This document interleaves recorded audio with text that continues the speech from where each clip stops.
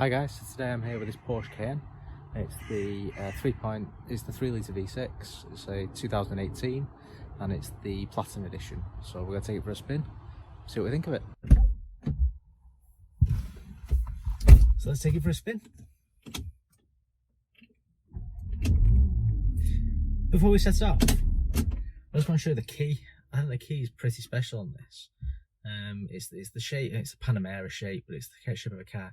The Porsche badge on the hood, on the bonnet. I just think it's a nice little touch that they've done really. They do actually do them, I think it's on the, this is the 3 litre V6, I think it's the Cayenne Turbo that they do, that's got the carbon on there, and you can order them off Amazon as a snap-on case if you so wished, but I think it's a nice little touch really. So, let's take it for a drive. Now, as I said, it's the 3 litre V6 this, so it's 0 to 60 is around 7.4 seconds I believe. So it's by no means slow, especially for an SUV. But they do go much faster. I mean, if you go for something like the Cayenne Turbo S, I think you're talking around 3.5 seconds 0 to 60 there. So you know, you're talking a real performance vehicle there. You're not sort of talking but the breakneck speeds of like a Tesla Model X or Model S with the ludicrous mode, which I think does it in 2.5 seconds, which is just phenomenal. But for a sort of combustion engine vehicle, 3.5 seconds, and something of the size of a Cayenne, which is around 2 tons, I think it's absolutely phenomenal. So this car, I've driven plenty of SUVs in my time, and in the last video we were in a Range Rover by Riviera of London. It's an L405 Range Rover 2013. Lovely vehicle, and I don't think I've ever been in a vehicle that's a more perfect height than a Range Rover, and that's the L322, the L405, that they're all much with the height, and I just think the elevation and the way you look down on the road is absolutely brilliant, and I don't think I thought I'd ever come close to sitting in something that I felt was in the right position. There's lots of SUVs I've been in. Some are a bit lower than others, some are a bit higher. I was quite underwhelmed by an X5 when I drove an X5. I thought they were quite low down compared to how they appeared. If I was next to one or one was coming towards me, I thought it was quite a big, impressive, imposing vehicle. But I got inside and I felt quite underwhelmed. Now, whilst this doesn't have the height of the Range Rover, I just think it's a really nice height. You're not too high, you're not too low, but you feel almost cocooned in these really comfortable leather seats. And they've got a 12-way adjustment on them, which are nice chrome buttons on the side, and you've got adjustable lumbar support, you've got headrests that go up and down, you can recline it, you can extend the calf support underneath. You can really get yourself in a nice position. It's got the memory seats on this, so you've got an option of 3 different memory settings, so you can configure one to be paired to a key. So if you've got 2 different keys, you and your partner, you can do that, or you can configure 2 profiles, number 1 and 2. Get your seat in the absolute perfect position because there's so much adjustability, and set the memory seats, and you're never going to go wrong. So kit wise, I mean, I'll show you the interior now, but the first of all, when you look at the cockpit in a Cayenne, in a Panamera, anything like that, I think the cockpit looks quite imposing and quite confusing and a bit too much. And I was showing it to a friend's son the other day, and he said to me, he's only young, but he loves cars and he loves watching car reviews on YouTube, and he said it's a bit distracting, that cockpit. And I think it is at first. When you look at it, you think there's, you know, a ridiculous amount of buttons, but actually when you look at it, it's very simply laid out. There's some duplication anyway. So for example, to the left and the right of the shifter, you've got controls for temperature, fan speed, the direction which is blowing, whether it's on auto, whether you've got heated seats, and you've got that for the driver and the passenger. There's obviously a synchronization button in the middle, so the driver can control a whole lot if you don't use the dual climate control. So if you look, it looks quite a lot of buttons, but then when you break it down, you think actually there's duplication there. Then you've got, in the centre, you've got stuff to do with like the air conditioning, you've got the hill descent control, you've got the hazard switch. And then as we come back from the gear shifter, which I think is a really nice looking thing, a lot of manufacturers have moved more towards I mean, this is the 2018 model year, the very last of the Mark II before the Mark III came out in 2018, and I think they really had this nailed by the 2018. It's the facelift came out in 2010, I believe, the Mark II, and this is the facelift, so it's got a slightly different nav, slightly different front and rear lights. There's just some subtle changes to it, really. But I really do think this shift is nailed, and I think so many manufacturers now, the Jaguar Land Rover group, for example, I've got the raised sort of gear selector knob, which I had on my L405 with a like a gnarled finish to it. It was really nice, and it goes completely flush. It's nice, but it's not something to hold on to while you're driving along. And I know we should have two hands on the wheel, but we don't always have two hands on the wheel. Sometimes we want something to just hold and rest our hand, and I think the gear selector in this really does that. Sort of hits the ticket with it. We've got, as we come back, one of the options on this car, I think it's about a £2,500 option, is the air suspension, which doesn't give you the ride comfort you'd expect. Now, if you're used to something like an Audi A8 or a Range Rover or something that's on air, as I said, with the range, you sort of waft along and you sort of float and you're on a magic carpet ride. You don't get that experience with this. Don't get me wrong, it's really comfortable to drive and you're in a comfy place, but you do feel you are moved about a little bit. And there's 3 suspension settings. You've got a Comfort, a Sport, and a Sport Plus for the suspension, so you can sort of firm up the ride. I just don't feel it's as comfortable in that regard, but capable, definitely. And the air, obviously, as well, you've got with the air, you can jack it up if you're going to go off road, and you can drop it down to a lower ride height. So if you were going to be racing about, then you wanted the car lower, you can do that. You can also drop it right down if you're going to be doing, if you want it in access height. So if you want someone to get in and out a bit easier, you can drop it right down. It doesn't have any steps or running boards on this model, and I'm sure you can spec it as an option, but it doesn't actually come with any on this. The one thing that I would say really annoys me is if it just did it then. If you're going through a gap, and I'm not talking squeezing through a gap, I'm talking just a gap between some cars or some branches or something like that, where you're nowhere near touching them and you're comfortable that you can fit the vehicle through them. The parking sensors come on and the graphic illustration comes on and it starts beeping. And I think if I was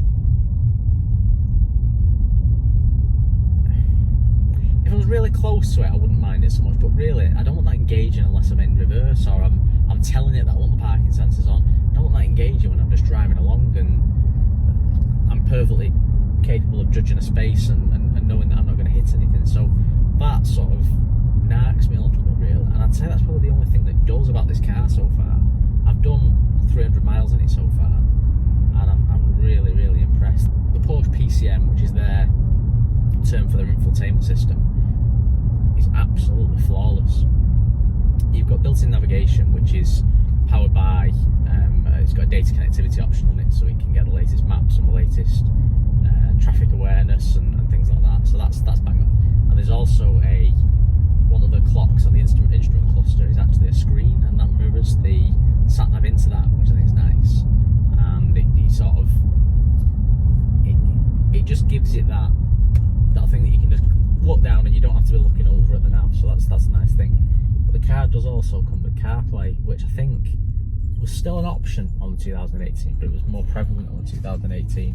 It was a really expensive option on the pre-facelift model.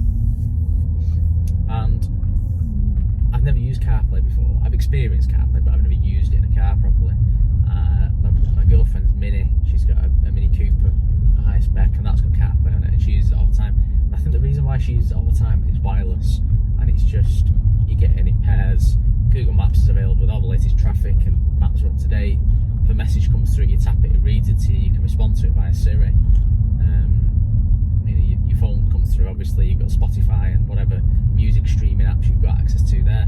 So she uses it and it's seamless because it's wireless, she gets in and away it goes. The thing I think that's a bit of a negative with other cars is in the main, some of the modern BMs do it because obviously they are Mini, but in the main most manufacturers have still got it wired, and I don't really see why. And I think that's what put me off using it in a previous car that I had for a while, because that had a wireless charger built into it. So I throw my phone in the wireless charger, I think, well, if it's in the wireless charger, I don't want to plug the cable in to use CarPlay. Anyway, this doesn't have a wireless charger, so plug the phone into the USB port, it charges the car, it charges the phone up, and it also enables CarPlay, and it just comes on instantly. But one thing you do notice with this PCM infotainment system is the speed of it and the responsiveness to touch. So it really is, you literally just tap it. It's not like some infotainment systems of old you sort of had to punch the screen a bit like an old TomTom, and you sort of felt you had to whack it or hit it with a stylus or something. It's very, very responsive. It's much like a smartphone. You just tap the screen and it responds, but it's really quick. There's no lag to it at all, so it's so far I'm really made up with it. It's got the Bose sound system in this, which is an upgrade, and the sound quality is amazing. Just out the box is amazing, but when you start tweaking various settings for the volume being louder when you're at speed, the bass improvements, you can set it for different profiles for your phone with CarPlay. It really enhances the audio, and it's a nice sounding thing. The leather seats are something else. Really, I've explained about obviously the different ways that you can adjust them, but they're really, really comfortable. But the best bit about them for me, and I know this is an aesthetic and it's not anything practical at all, but is I don't know if you can see it behind my head there, the Porsche logo embossed into the leather of the headrests, which I think just really finishes them off. And that coupled with the badge on the steering wheel with, you know, the Stuttgart logo on, and just, it really makes you feel like you're in something nice and something that's expensive and something to be sort of proud of driving, really. So I think that's, you know, that's a nice touch. I have seen it on the armrest and the centre cubbyhole lid, but I believe I think it's about a £500 option to have that on there. So as nice as it is there, I don't think I'd be speccing that from the factory. As I said, this is it's on a 57, but it's a 2018 model year. So this is done 20,000 miles, so it's in really, really good condition. And the previous keepers kept it in really nice condition and looked after it. Two quirky things that I found with this, which I think are nice, probably a Porsche feature. I've not driven many Porsches before, but probably a Porsche feature that they do is the speed increments on the clock go up in 25 mile an hour increments. So normally they'd sort of go up in 10s, and you'd have maybe a larger section for 30 and for 60 or something like that. These go up in 25s, and I just find it bizarre. There is a digital readout of your speed in the middle of the rev counter, but I find it bizarre that it go up in 25. It's as if 30 is not a significant speed. We're going from 25 straight to 50, which I suppose at the end of the day is a Porsche, but just a strange way of doing it, really. And the other one is the clock in the centre of the dashboard, which is stunning. It's a really nice timepiece. It sits above the central speaker. I mean, all the dash, all the door cards, everything you touch, everywhere you look, is made of leather, and it really finishes the car off nicely. It's a nice look, it's a nice feel. Nothing's plasticky, nothing's cheap, nothing's rattling. You've got these two grab handles in the middle of the centre console, either side of the centre console, that you grab hold of and you shake the centre console, and nothing's going anywhere. It's a real solid German engineered car, it really is. But yeah, going back to the clock in the middle of the dash, so it's a lovely looking thing, and it's got the time digitally small in the middle. It's got the time analog in the middle of it small, and then the massive hand that sweeps around the outside counts the seconds, as if the seconds are the need to know factor in time, which again, it's not detailed enough to say 1 second, 2 seconds, 3 seconds, so you could use it as a lap timer, but it's just a bizarre way of looking at it. But it's quirky and it's different and it's Porsche. It's something that's a talking point, and it's something that looks a bit different. When you're going through the clock that I described as a screen before, when you're scrolling through the options and that, you've got your standard sort of fuel consumption readout, which is really good. I did 200 miles Cardiff to Manchester yesterday, so motorway all the way, but there was variable speed changes and stuff. But we turned 47 to the gallon. Now I know we're talking extra urban there, we're not talking, you know, urban or even combined, we're talking extra urban figures, but I thought 47 to the gallon from a 2-ton 3 litre V6 was just phenomenal. Just, I mean, what a return on your economy. Around town we'll see how it performs. I've just filled the tank today. I've reset the trip, so I'll report back on how that does. But yeah, I mean, just the other thing that I like, on that screen, so you've got your consumption, and there's various other options on there. There's, you know, your access to your phone, so you can use that if you were connected via Bluetooth. But obviously the thing is, when you connect via CarPlay, it negates the Bluetooth connection completely. So I've got the phone prepared Bluetooth as well, so if I forget to plug it in, it still comes with Bluetooth. If you connect it by CarPlay, it just disables the Bluetooth connection, so it's just sort of a thing that it does really. But one of them, and you've got your tyre pressure on there and other basic bits. You can control the radio function on there. But one of the things that I really like, there's actually a stopwatch on there. So obviously you could set that off and then hit stop when you're ready, and it times exactly how long that took you. So you could time your quarter mile, 0 to 60, whatever it is you want to time really. And I just think it's a nod really in my eyes to the Porsche brand and what you might want to do with a 911, or what you might want to do with a Cayenne Turbo S, something like that. It's not really what you want to do with a 3-litre V6. You're not going to break any records with it, whilst it picks up its heels and it does, like I say, 7.4 0 to 60. It's not in the same league as a 911, but I just think it's a nice little feature really. It's got the 4 tailpipes on the rear, as you saw, and a bit like I said, being the Platinum Edition, there's some nice little enhancements that you get with that. But I just think it's a lovely place to be. It goes through the gears really quickly. If you're not booting it, if you're just driving comfortably, it goes through the gears really quickly. I think at 40 mile an hour it was in sort of 7th gear. It's an 8-speed automatic box, and it's got you can knock it into Tiptronic and use the flappy paddles if you want to control the gear changes. The kick down on it is pretty good. You kick down and it drops a gear pretty much instantly and throws you away and off you shoot. You can knock it into Sports or Sports Plus mode. If you choose Sports Plus, it automatically disables the start-stop technology, and it automatically puts the suspension into the Sports Plus mode as well, so everything becomes a bit firmer. And it does that by magnets with iron filings in the suspension setup to stiffen things up, and it's sort of ready to go then. And the response is pretty impressive. If you knock that back down into comfort, you've got to then knock your suspension settings back down to comfort as well. But yeah, it's sort of ready to go with that. You've got locking differentials on it. You've got hill descent control. It really is a vehicle that you could take. I wouldn't put it in the same league as a Defender or a Range Rover in its off-road abilities. I wouldn't imagine it's got the same wading height as something like a Range Rover, which I think something like, is it around a metre or something like that? It's just stupid that what that can wade. And again, the ground clearance I wouldn't say as much as a Range Rover, but you could take it off-roading and it goes up, and it's got the grip, it's got the traction. I think it'd do a pretty good job. But on the road, whilst the Range Rover is a beautiful place to be, I keep referring to the Range Rover just because it's a comparable prestige vehicle that people want that's not necessarily wanting for their off-road abilities.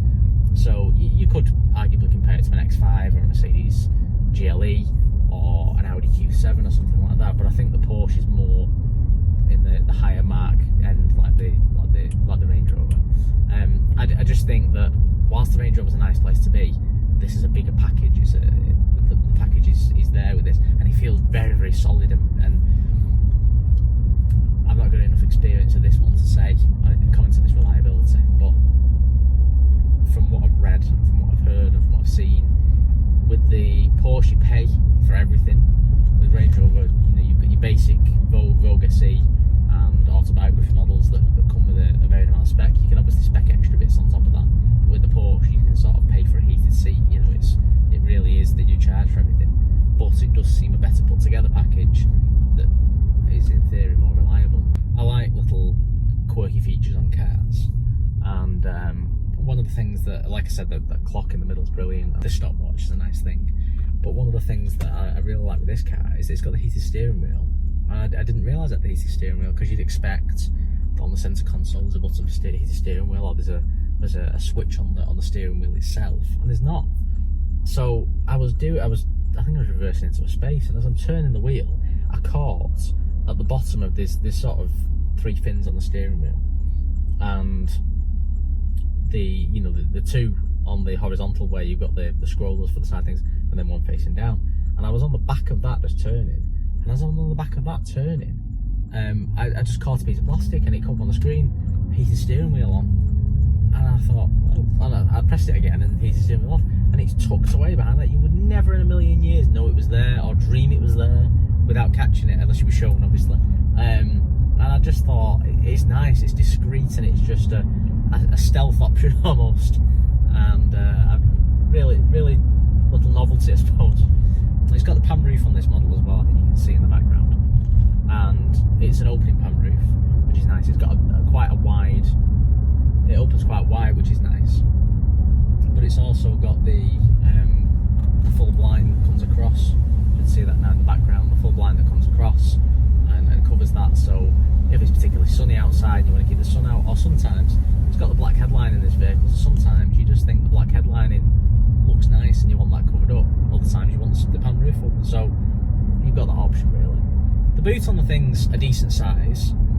It's nowhere near as big as something like on a Range Rover. I wouldn't even say it's as big as a Range Rover Sport. Now, capacity wise, I believe it's about 500 litres, so it's not shabby at all.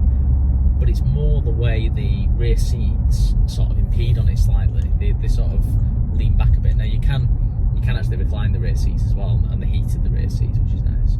But they do, even in their upright position, they do impede a little bit on for comfort of the rear passengers, obviously. But they do impede a bit on the boot space. So there's a false floor in it, which you could spec to have a full-size wheel in. It's not got a full-size or a space saver in this. It's got the gel and the mini compressor to pump it up, and it's also got the tank for AdBlue in the boot of this, which I'm not too bothered about because it's not got a spare wheel. But I remember having a Mercedes E-Class, 2015 E-Class a few years back, and that had the AdBlue tank in the same position. And if you had stuff in your boot, you had to lift everything out of the boot, to lift the flap up, to put stuff in the AdBlue tank, and it was just an awkward angle. Whereas some cars I've had the AdBlue tank so that the filler neck for it is next to the diesel cap. So you pop your fuel cap and you next to the diesel cap is there. And I think I'm just going to open that because I think there's a bit of less lighting. And I think when you've got the filler cap there, it's just a lot easier to manage, and you attach the hose to the AdBlue tank and it just tips in easily, and it's just a nice. There we go again with the parking sensors because the Q7 went past us. I just think it's a nicer way, so I'm not overly impressed with that. But sorry, the false floor does give you a little bit of extra luggage space, and you've got lashing points in there as well to fasten something down with some netting if you want to keep your shopping still or whatever's in there. You see it in the boot, and obviously you can see it in the vehicle as well. The quality of the carpet's really there as well. It's a nice pile of carpet, and I know that's geeky and old manish, and why would you be interested in the pile of the carpet? But if you're vacuuming the carpet because you want to keep your car looking nice, or even if someone else is vacuuming your carpet, you're sending it to a valeter, to get that carpet looking clean and looking crisp and looking nice and like new, you've got to have a decent carpet. And that's why, high marks and decent prestige brands use a decent carpet, because if you compare it to something that's in the old Vauxhall Corsa or the Ford Fiesta or something like that, it's a real cheap carpet. It's a bit nylon-y, and when you try and vac it, all sorts is just stuck in it and gets under the thread, and it looks a mess in no time. Within a couple of weeks, or if you've took something to the tip and it's put bits of splints of wood in there or anything like that, it just makes a mess of it, and it's not a pleasant experience. Whereas with the higher end vehicles, and they've got a nice carpet, it cleans very easily, and it just maintains and looks nice. So what do I think of the Cayenne overall? I think it's one of the nicest places I've been. I've driven Bentleys, I've been in Ferraris, I've driven a whole host of vehicles, and I don't think so far there's an SUV that's done it as nice for me. I've not driven the Bentayga yet. I'm going to be taking the Bentayga out in the next few weeks, so we'll see. We'll compare it to the Bentayga. My experience of Bentleys from old, and it was a few years old, the one I drove, it was a Continental. And my experience of that was it was very, very Volkswagen. So whilst you were paying an absolute fortune for the vehicle, there was a lot of Volkswagen gear in it. And obviously I know Bentley, I won't buy Volkswagen, but the sort of the head unit was very Volkswagen. The switch gear was very Volkswagen. Everything, wherever you turn, you could see bits of Volkswagen. I'm sure the average Joe who gets in it doesn't think it's a Volkswagen, but if you know about cars, you saw it and you thought, I recognise that indicator stalk of a Volkswagen. It's a bit like a Tesla. You get a Tesla and you know straight away it's got Mercedes running gear in it. So you look and you've got the indicator stalks from a Mercedes, the electric window controls are from a Mercedes. It stands out a mile away, and that's actually what Elon Musk did. He bought I believe it was a CLS, took it apart and turned that into his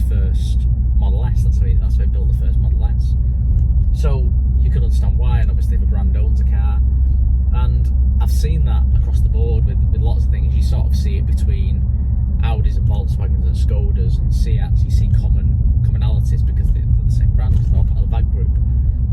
But with the Porsche, even though it's owned by Volkswagen, I've yet to find something that I think is inherently Volkswagen and looks like Volkswagen. The infotainment system's completely theirs as far as I'm concerned. The steering wheel, the indicator stalks, the gear shifter, just everywhere you look and touch and feel, nothing comes across as Volkswagen. Everything comes across as Porsche, as if it sits in its own entity, even though it's owned by the same people. And I think that's nice. There's something quite nice about that, quite special about that. So I really am impressed with this. I've driven 911s in the past, and older 911s were nice. They were a nice place to be. There was a Carrera 4S that I had a go of. It was a nice place to be, but quite dated inside. This has been brought up to date. Now the newer version of this, the Mark III, which as I say came out in 2018, a lot of the climate buttons have been replaced by touchscreen, and it's a nice finish. But I'll visit one of them in a future video for you. But I think it's a nice finish and it's a nice place to be.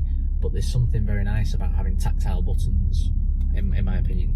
So, for example, I remember watching one of Harry's garage videos once, and he said it quite nicely. He said about the Range Rover, he was talking about the L405 and the L322 having physical buttons for things, and he said the new, I forget the model number for the new Range Rover, but the 2018 model year, when that came out as a facelift, they brought out, I believe it's called something like InTouch Pro or something like that. Basically the touchscreen climate control in the Range Rover. And whilst it looks nice, there's a few things. One, if it glitches, you're stuffed. You can't control your temperature and and everything else that goes with it, your heated seats and stuff. And secondly, it's not easy. It's not. When I'm driving along here, I can just hit the heated seat button and turn it on. I can flip the temperature if it's too hot, or if I need to clear a window. I don't necessarily need to be distracted and look down. I know the layout of these buttons even after a few hundred miles in it. Whereas if you're in a car with touchscreen, your eyes have got to be on it to know exactly where you're touching, and I don't know, I think there's a bit of a distraction with that. So a lot of manufacturers are going that way.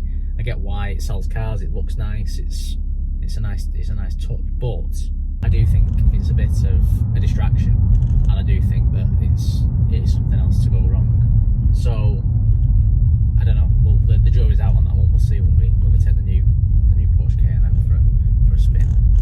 I think I'd definitely recommend someone buying one. The depreciation's quite high on them. So if you think this sort of spec was about 80 grand new, and we're now 2 years old, and it's worth just over 20,000 miles on the clock. So it's halved in 2 years. If you bought it 2 years ago and it had lost 50% of its value, would you be impressed? Probably not. If you were going to keep it for 10 years, would you be bothered? Probably not.